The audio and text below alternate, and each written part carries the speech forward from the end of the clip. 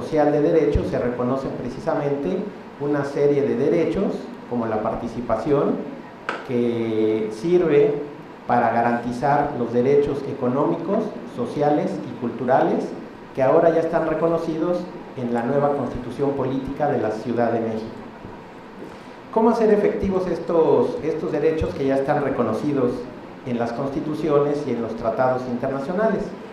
Bueno, en primer lugar hay que mencionar que para hacer eficaces los derechos humanos se han creado 3 clasificaciones a partir de la teoría de la eficacia de los derechos humanos, y se habla de una eficacia vertical de los derechos humanos. ¿Cómo le damos eficacia vertical al derecho a participar? Bueno, en primer lugar se tienen que crear alguna institución, algún organismo dentro del Estado, que podría ser el Instituto Electoral o los institutos electorales, los encargados de vigilar y de garantizar ese derecho a participar, de organizar las audiencias públicas, las consultas ciudadanas, etcétera, para que puedan ser efectivos esos mecanismos, y además para que pueda vigilar y para que pueda establecer algunos mecanismos en disposiciones de tipo reglamentario. También se habla de la eficacia horizontal de los derechos humanos, para referirse a que los particulares también tienen la obligación de respetar los derechos humanos.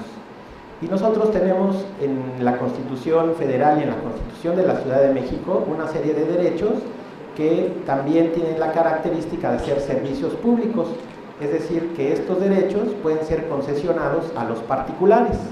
La salud, la educación, por ejemplo, que pueden quedar en manos de empresarios o de personas privadas. Entonces aquí también tendríamos que crear algún tipo de mecanismo para que los particulares y también las personas tengan acceso a mecanismos de consulta y a mecanismos de participación en los ámbitos privados, tratándose de estos derechos humanos. Y luego se habla de una eficacia transversal de los derechos humanos, para referirse a la característica o a la cualidad de ciertos derechos que tienen que ser aplicados y respetados por todas las autoridades. Por ejemplo, el derecho al debido proceso. El derecho al debido proceso es un derecho transversal porque tiene que ser cumplido por el Poder Legislativo, por el Poder Ejecutivo y por el Poder Judicial. Tienen que garantizar una serie de mecanismos, por ejemplo, la garantía de audiencia, que tiene que estar prevista en estos ordenamientos, en estos ámbitos, el derecho o la garantía de ofrecer pruebas, en algunos casos el derecho de defensa, el derecho a un recurso sencillo, rápido y efectivo, que el maestro tiene bien estudiado en su libro, la justiciabilidad de los derechos económicos, sociales y culturales. Y entonces este derecho a participar y este derecho al debido proceso son derechos transversales. Esto quiere decir que en los 3 poderes, en los 3 ámbitos de gobierno, se tienen que garantizar el derecho a participar y el derecho al debido proceso. En el ámbito del poder ejecutivo, en el ámbito del poder legislativo, por ejemplo, en otros países se establecen mecanismos para que las personas puedan participar. Este foro de participación, este foro al que nos están invitando, es una muestra, es una garantía del derecho a participar en el ámbito legislativo, por ejemplo. En algunos países se tiene bien establecido en qué momento del proceso legislativo las personas pueden opinar y pueden participar. Incluso en esos países pueden aportar pruebas para fortalecer sus dichos en las audiencias que se realizan. En algunos países las personas pueden participar cuando el proyecto está en discusión en el Pleno, en el caso de la ciudad de Buenos Aires. En otros países cuando está en comisiones. En otros países, como en el nuestro, se reconoce la iniciativa popular, ¿sí? La iniciativa ciudadana. Entonces, como vemos, depende del diseño que haga cada país y cada entidad de los mecanismos para poder participar en los diferentes ámbitos. En la mayoría de los mecanismos de participación ciudadana se centran en el poder ejecutivo. Y aquí tendríamos que diferenciar o clasificar los mecanismos que son solamente de participación, de opinión, y cuáles podrían tener la característica de ser un mecanismo de opinión, pero también de control, de fiscalización para las autoridades. Y también en qué tipo de proyectos, en qué tipo de actos se podría participar. El Poder Ejecutivo realiza funciones formal y materialmente administrativas, pero también realiza funciones formalmente administrativas, pero materialmente legislativas. Y por ejemplo, en el ámbito federal se cuenta con un mecanismo de participación que es opinar sobre los proyectos de leyes, sobre los proyectos de normas reglamentarias, que se le denominan regulaciones, y para eso se creó la Comisión Federal de Mejora Regulatoria. Cuando un proyecto de regulación en el ámbito federal está en opinión de la COFEMER, en ese momento las personas pueden opinar, tienen 30 días para emitir su opinión respecto de un proyecto de norma de carácter general. En otros países, por ejemplo, también se establecen mecanismos de participación para opinar respecto de las personas que van a participar en el gabinete del Poder Ejecutivo. La Convención de las Naciones Unidas contra la Corrupción y también la propia Constitución acaba de incluir mecanismos de participación para opinar sobre los órganos internos de control, y en otros países se puede opinar sobre las personas que van a ser incluidas en el gabinete. ¿Sí? En nuestro país la Constitución establece que el presidente o el gobernador, el jefe de gobierno, puede nombrar y remover libremente a los secretarios de Estado, pero en otros países sí se establecen este tipo de mecanismos. Y luego, ¿en qué se va gastando el dinero? ¿Cómo se van tomando las decisiones? Y me parece que no sería plausible denominarle a la ley, a la nueva ley, de participación ciudadana. ¿Por qué? Porque esto limitaría la participación de algunos sectores de la sociedad o de algunas personas. Por ejemplo, los niños, los jóvenes que aún no cumplen los 18 años, no podrían participar porque no tienen la calidad de ciudadanos. Los extranjeros que viven a vivir a nuestro país, los inmigrantes, también tienen opiniones importantes, interesantes, que pueden ser tomadas en cuenta por nuestras autoridades. De hecho, la Constitución establece el principio de inclusión, es decir, que debemos de tomar todas las opiniones de todos los sectores y de todas las personas.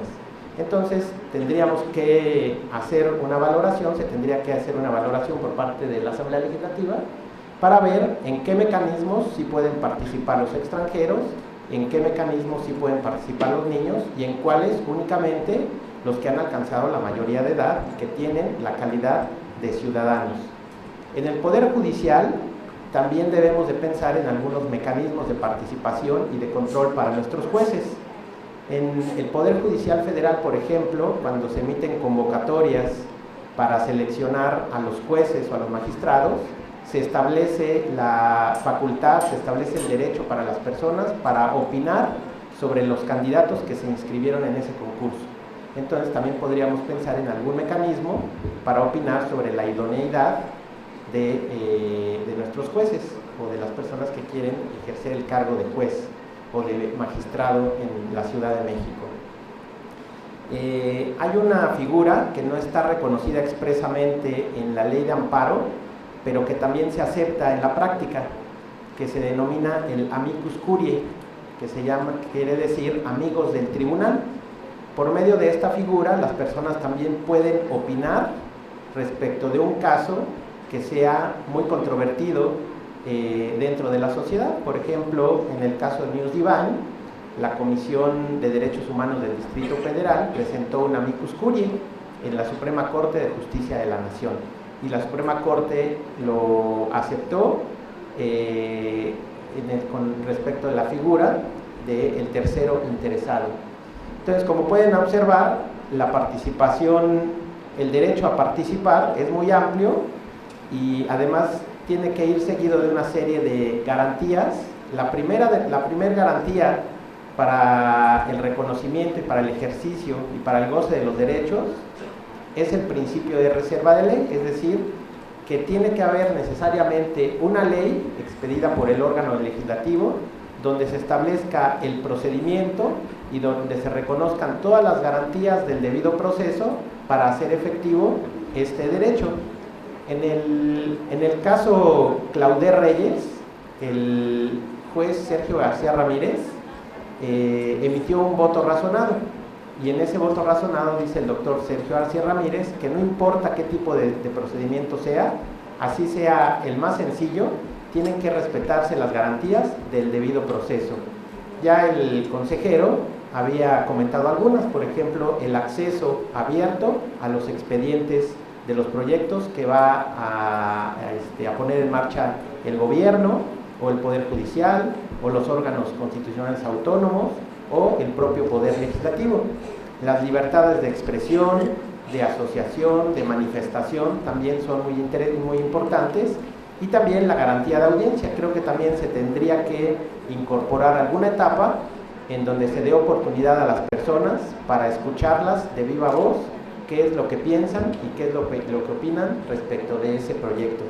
En Argentina, en España, en Estados Unidos, para algunos tipos de normas se establecen necesariamente las audiencias públicas. Es más, en Argentina es obligatorio que para subir las tarifas de los servicios públicos tiene que haber necesariamente una etapa de audiencia pública. Y después también es importante establecer tribunales que protejan los derechos humanos, establecer algunos mecanismos o tipos de acciones, ¿sí?, dependiendo de si el derecho es individual o si el derecho es colectivo, para poder impugnar las decisiones de las autoridades en un mecanismo de participación ciudadana. Les agradezco mucho su atención. El tiempo es cortito, pero creo que puede ser algunas ideas. Muchas gracias. Al contrario, muchas gracias a nuestros tres ponentes, y le damos la bienvenida al Contralor General, al maestro Eduardo Robelo Pico. Bienvenido, Contralor, y por supuesto también a la consejera electoral Diana Rabel, ¿no? Dania Rabel. Gracias. Y por supuesto a nuestra compañera, la diputada Aleda Alavés. Por cuestión del tiempo omitiremos las preguntas, pero si ustedes gustan realizarlas y entregarlas aquí a la presidenta de la comisión, se las haremos llegar a cada uno de nuestros tres ponentes. Y ahora le doy el uso del micrófono a la diputada Abania. Muchas gracias, diputada Elena Segura. La verdad es que esta mesa de trabajo ha sido bastante interesante. Yo estoy segura que hay muchas preguntas, no solamente de ustedes, el público, sino incluso de nosotras, las diputadas de la comisión. Y como ya le comenté en corto aquí al magistrado presidente, por alusiones me abstendré, porque obviamente ya están nuestros ponentes de lujo de la siguiente mesa.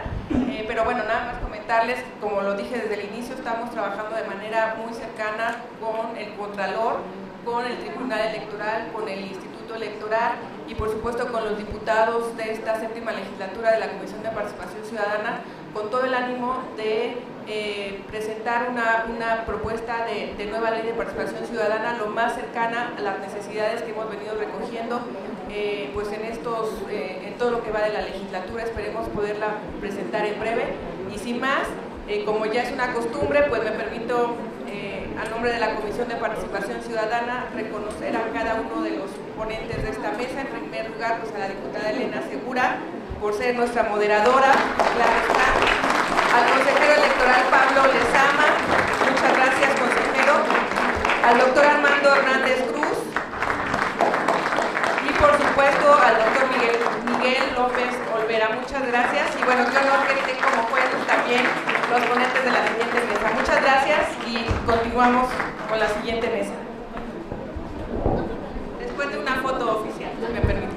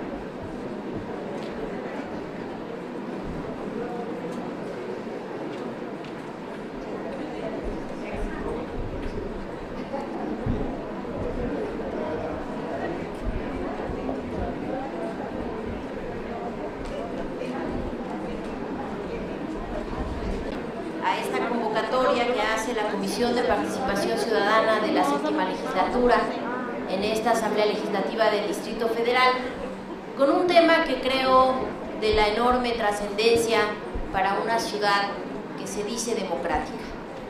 De entrada, el poner en manos de los ciudadanos el ejercicio del recurso público es una forma de precisamente no solo empoderar sus decisiones, sino también el que la ciudad se construya con opiniones de quienes vivimos en un entorno determinado y se puedan hacer cosas que realmente ubicamos prioritarias en nuestras unidades territoriales, en nuestras colonias, barrios, pueblos.